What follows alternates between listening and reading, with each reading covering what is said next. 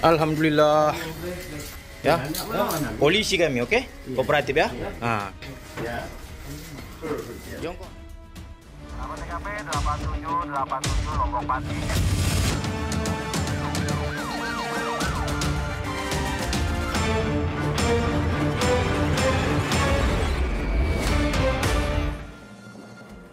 Halo sahabat RTV, berjumpa lagi dengan CSI, catatan seputar investigasi. Ya, Ibtu Afi, kita punya informasi apa saja untuk sahabat RTV? Ya, sahabat RTV, hari ini ada informasi mengenai rekan-rekan kami di kepolisian yang menggerebek rumah bandar narkoba di Tanjung Balai, Sumatera Utara. Ya, selain itu kami juga memiliki informasi terkini dari penemuan 5 jasad manusia di parkiran kampus di Medan, Sumatera Utara. Bersama saya Pramadika Samudra. Saya Ibtu Afi Olivia. Inilah CSI selengkapnya.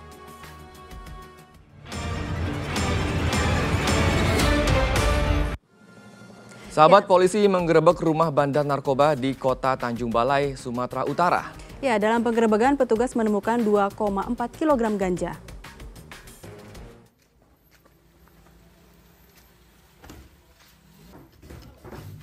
Tim Satres Narkoba Polres Tanjung Balai langsung mengepung rumah pelaku pengedar narkoba di Jalan Sipori-Pori, Teluk Nibung, Kota Tanjung Balai, Sumatera Utara. Jongkok. Pelaku berinisial RZ tak berkutik saat petugas meringkusnya di dalam rumahnya. RZ merupakan residivis yang kembali mengedarkan narkoba jenis ganja. Dari hasil penggeledahan, polisi pun menemukan 3 paket daun ganja kering seberat 2,4 kg. Sebelumnya yang kita amankan ini juga terlibat kasus ganja di daerah lain. Menurut pengakuannya, baru keluar tahun 2021. Dari informasi masyarakat dan kita lakukan penyelidikan. Pada saat kita amankan, kita temukan ganja dari dia sebanyak 2,4 kg. Apa, majalah ambilkanlah. Atas perbuatannya, RZ kembali dijerat Undang-Undang Narkotika dengan ancaman hukuman 15 tahun penjara. Dari Tanjung Balai, Sumatera Utara, Wahyu Maulana untuk CSI RTV. Kebakaran menghanguskan pabrik garmen di Kampung Benteng, Desa Kutajaya, Kecamatan Cicurug, Kabupaten Sukabumi, Jawa Barat. Petugas sempat kesulitan memadamkan api akibat keterbatasan sumber air di lokasi kejadian. Kobaran api ini masih melalap pabrik garmen di Kampung Benteng, Desa Kutajaya, Kecamatan Cicurug, Kabupaten Sukabumi, Jawa Barat. Puluhan personel pemadam kebakaran pun terus berjibaku memadamkan api. Keterbatasan sumber air di lokasi kebakaran membuat petugas damkar kesulitan menjinakkan api.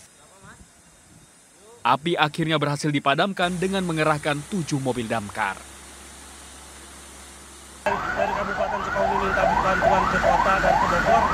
Pertama itu dari sini susah sumber air mungkin itu. Ya, terbatas airnya. Masih ada yang kerja, tapi evakuasi juga cepat tanggap sehingga tidak ada korban.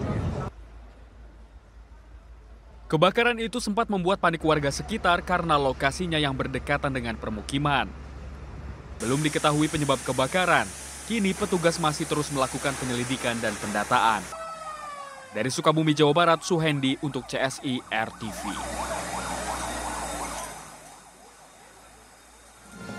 Informasi lainnya, sahabat, seorang bapak di Penjaringan, Jakarta Utara tega menganiaya anak kandungnya hingga tewas. Ya, pelaku diduga kesal lantaran anaknya menyerempet anak tetangga saat bermain sepeda.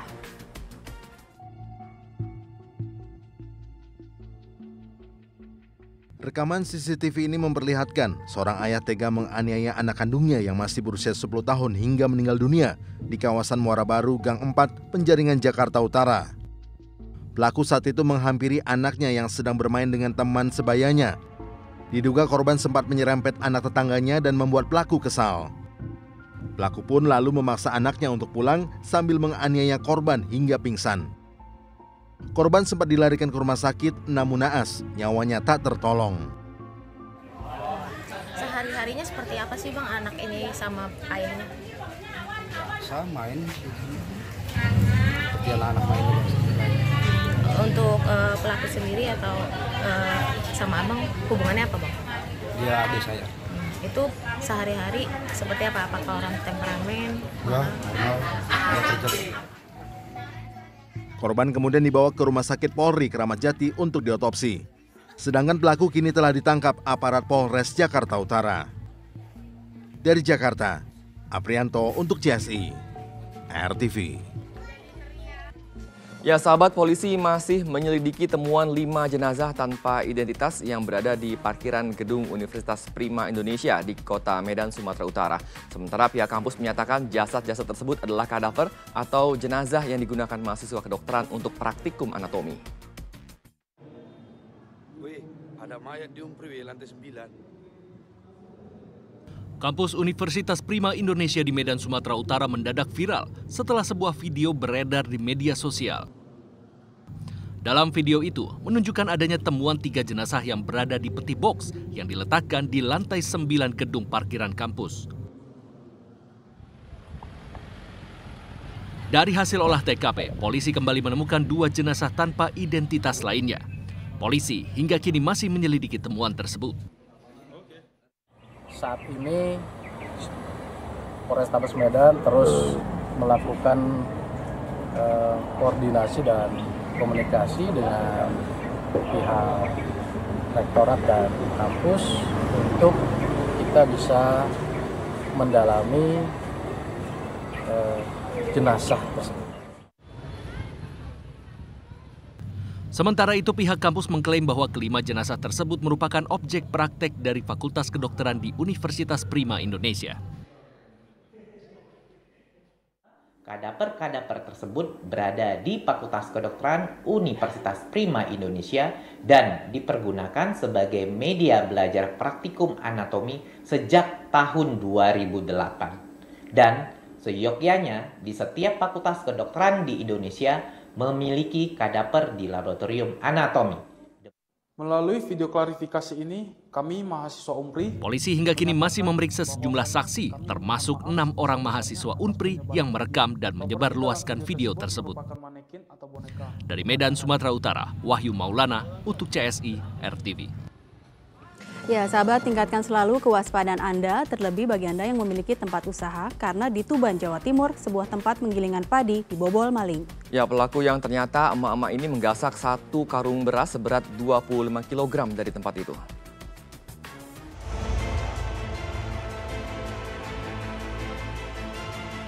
Sekilas tak ada gerakan mencurigakan yang dilakukan seorang emak-emak di sebuah tempat penggilingan padi di Desa Leran Kulon, Kecamatan Palang, Kabupaten Tuban, Jawa Timur.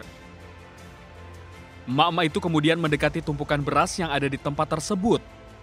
Dan ternyata ia menggasak 1 karung beras seberat 25 kg. Usai mencuri, pelaku langsung kabur dengan sepeda motornya.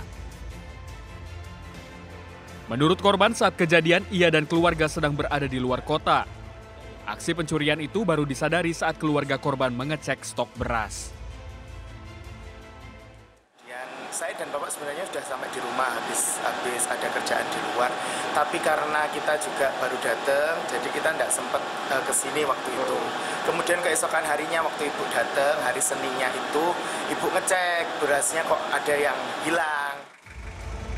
Pencurian beras di tempat itu bukanlah yang pertama kali terjadi, namun korban memilih untuk tidak melaporkannya ke polisi. Dari Tuban, Jawa Timur, Solihul Hadi untuk CSI RTV. Diduga sopir mengantuk, mobil minibus milik pemerintah Kabupaten Banyuwangi menabrak truk di Tol Pasuruan, Probolinggo, Jawa Timur. Akibat kecelakaan itu, sopir mobil mengalami luka ringan, sementara mobil minibus ringsek. Jadi laka di Tol Pasuruan. Kecelakaan antara mobil minibus dan truk terjadi di Jalan Tol Pasuruan Probolinggo kilometer 812, tepatnya di Desa Sumperdawesari, Kecamatan Grati, Kabupaten Pasuruan, Jawa Timur. Akibat kecelakaan itu, mobil minibus berplat merah milik pemerintah Kabupaten Banyuwangi rusak berat. Sementara sopir bernama Ahmad Suban, warga Sumeneb, mengalami luka ringan. Diduga penyebab kecelakaan karena sopir mengantuk saat melajukan kendaraannya dari Surabaya menuju Banyuwangi. Untuk korban, untuk sopir dari pengemudi Pajero hanya luka ringan, alhamdulillah. Untuk pengemudi truk tidak apa-apa, hanya kerusakan material untuk truk belakang. Kedua bangkai kendaraan yang terlibat kecelakaan kemudian dibawa ke exit tol Probolinggo Barat. Sementara kasus ini telah ditangani Satlantas Polres Pasuruan Kota. Dari Pasuruan, Jawa Timur, Happy Laila Tuansyah untuk CSI RTV. Ya, sahabat, konvoi mobil di jalan raya kerap memancing emosi, bahkan diwarnai aksi arogansi. Ya, kita simak bersama informasinya bersama Miss Binal sesaat lagi.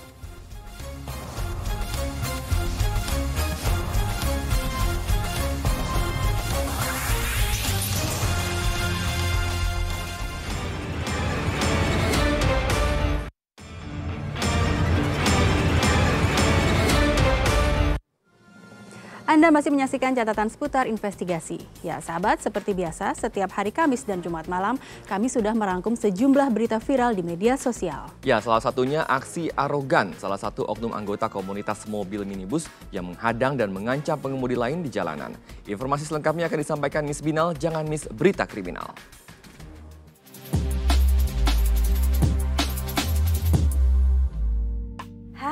Ketemu lagi nih sama Miss Binal, jangan miss berita kriminal.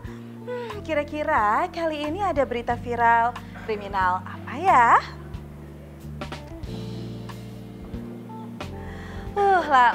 Kita ke informasi pertama nih. Ada oknum anggota komunitas mobil minibus yang arogan menghadang hingga mengancam pengemudi lain di jalanan. Sikap arogan pemuda ini direkam oleh salah satu penumpang mobil yang dihadang dan videonya viral deh di media sosial. Menurut si perekam video, kejadian itu bermula saat ia dan keluarganya berada dalam satu mobil tengah dalam perjalanan dari arah Pangandaran menuju Bandung, Jawa Barat. Di saat bersamaan datang rombongan komunitas mobil minibus yang tengah berkonvoi dari arah yang sama. Rombongan tersebut pun hendak menyalip mobil korban, namun karena kondisi jalan yang ramai jadi gagal deh buat nyalip. Tak terima akibat tidak diberi jalan itulah tiba-tiba salah satu oknum dari rombongan komunitas minibus itu menghadang mobil korban. Pelaku langsung menghampiri, bahkan hampir memukul pengemudi yang disinyalir merupakan ayah si perekam video. Meski udah coba dilerai beberapa temannya, bukannya meminta maaf, pelaku malah makin emosi dan mau nyamperin korban lagi tuh. Padahal di dalam mobil korban terdapat keluarga termasuk anak-anak berumur 4 tahun yang udah nangis-nangis karena ketakutan. Aduh mas, yang namanya konvoi itu mbok ya dinikmati aja gitu loh perjalanannya. Pelan-pelan Pak Sopir, itu konvoi atau lagi balapan sih? Ya kali lagi konvoi seru-seruan malah berujung di penjara. Lanjut yuk Aksi kekerasan yang dilakukan suami ke istrinya di Jalan Nanggarjati, Medan Perjuangan, Sumatera Utara juga viral nih. Menurut keterangan dalam video, kekerasan dalam rumah tangga dilakukan suami berinisial BH terhadap istrinya LBT karena masalah uang. Kejadian berawal saat LBT hendak menghadiri acara keluarga di wilayah Tebing Tinggi, Sumatera Utara. Saat mau berangkat, BH menghitung uang di dalam dompet yang dibawa LBT. Ketika pulang ke rumah, BH kemudian menghitung lagi jumlah uang yang dibawa istrinya tadi. Mengetahui jumlah uang di dalam dompet yang dibawa LBT berkurang, BH pun emosi dan melakukan kekerasan dalam rumah tangga di luar rumah dan disaksikan para tetangga. Korban pun langsung diamankan beberapa orang yang berada di lokasi ya karena pelaku semakin ganas. Kata salah satu saksi, korban menggunakan uang tersebut karena pelaku tak memberikan korban uang saat mau pergi. Padahal uang yang dipakai itu ya uang korban sendiri. LBT pun melaporkan suaminya BH ke Polrestabes Medan atas dugaan kasus kekerasan dalam rumah tangga atau KDRT. Aduh mas, kalau nggak bisa manjain istri dengan uang, bisa kali dengan kasih sayang. semoga aja ya kasusnya nggak berakhir damai nih, biar pelakunya kapok. Terakhir nih, masih belum ngantuk kan? Lala, aduh, berikut ini ada yang kepergok abis berbuat asusila di kamar tidur seorang marbot masjid di Sumatera Barat. Dua mahasiswa salah satu universitas negeri di Padang, Sumatera Barat ini nih yang lagi disidang oleh warga karena kedapatan berbuat tidak senonoh itu. Ya, masjid tempat mereka berbuat itu merupakan masjid di dalam lingkungan kampus. Mahasiswa berinisial TK dari Fakultas Hukum dan mahasiswi berinisial IA dari Fakultas Ilmu Budaya ini cuma bisa pasrah ya usai ketahuan. Aksi tak terpuji keduanya mulai terendus oleh teman TK yang curiga. Loh, kok ada rambut panjang di kamar mandi ya? Apalagi kondisi kamar marbot masjid bernama Garin kok berantakan juga. Ia pun langsung melapor deh ke pengurus masjid dan kecurigaannya pun terbukti. Setelah diinterogasi, ampun, TK dan IA mengaku sudah berbuat asusila sebanyak 3 kali di kamar itu. Keduanya lalu diminta menulis surat pernyataan untuk tidak mengulangi lagi perbuatannya. Ngikutin hawa nafsu sesaat nih ya, jadinya malu tahu, mana malunya seumur hidup lagi. Wah, mbaknya, sini Miss Binal kasih tahu. Yakin nanti bakal dinikahin. Nah, pesan Miss Binal selalu waspada ya dimanapun kamu berada. Jangan sampai kamu jadi korban kejahatan atau malah jadi pelaku kejahatan selanjutnya. Itu dia Miss Binal, jangan miss berita kriminal. Dah.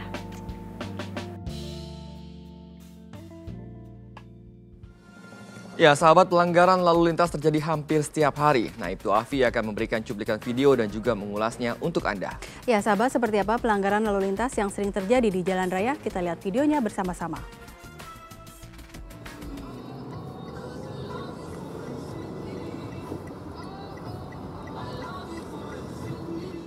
Ya, sahabat RTV, saat kita menjadi seorang pengemudi kendaraan, kita harus konsentrasi, tidak melakukan apapun yang dapat mengganggu konsentrasi kita pada saat menyetir.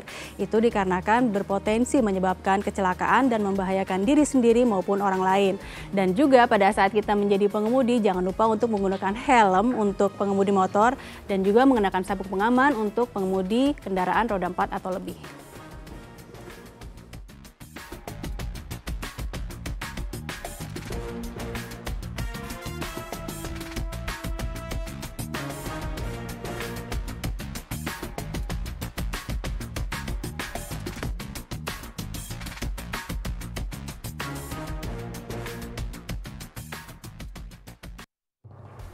Ya, aktor Amarzoni cetak hat-trick. Untuk ketiga kalinya ia kembali berurusan dengan polisi gara-gara narkoba. CSI akan kembali sesaat lagi.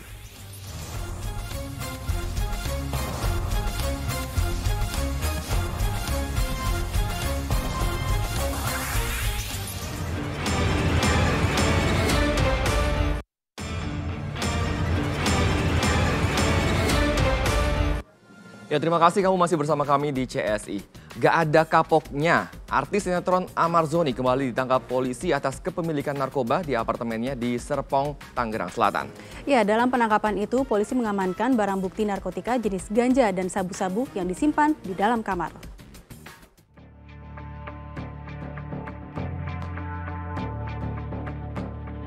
Amarzoni lagi-lagi tersandung kasus narkoba.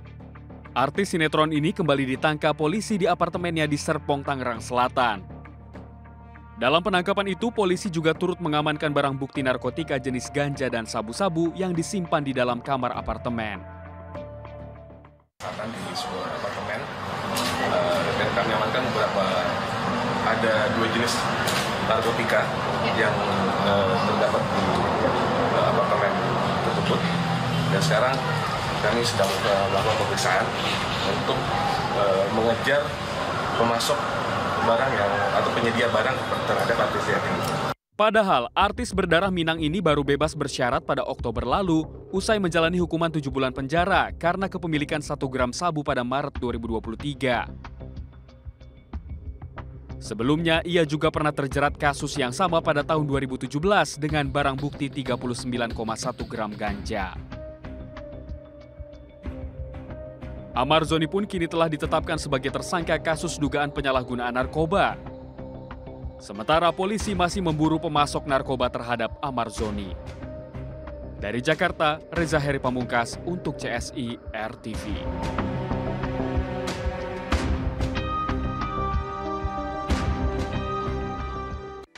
Yuk, scan ulang siaran digital kamu. Caranya mudah. Hidupkan set-top box dengan remote-nya. Lalu nyalakan televisi kamu. Setelah itu di menu pengaturan, pilih sistem penerimaan siaran. Selanjutnya, masuk ke program tuning otomatis untuk mencari siaran digital. Dan tunggu sampai prosesnya selesai. Jika siaran digital belum ditemukan, coba ulangi langkah sebelumnya untuk proses scan ulang. Atau pilih manual scan dan masukkan kode UHF sesuai kota masing-masing. Ayo, scan ulang siaran digital kamu sekarang. Jika ada kendala siaran RTV, hubungi semua sosial media atau website RTV. Ya sahabat, kita telah tiba di penghujung acara, tapi jangan lupa untuk tetap saksikan catatan seputar investigasi di layar televisi Anda pukul 23 waktu Indonesia Barat. Akhir kata, saya Pramadika Samudra. Saya itu Afi Olivia. Ingat, tak ada kejahatan yang sempurna. Sampai jumpa.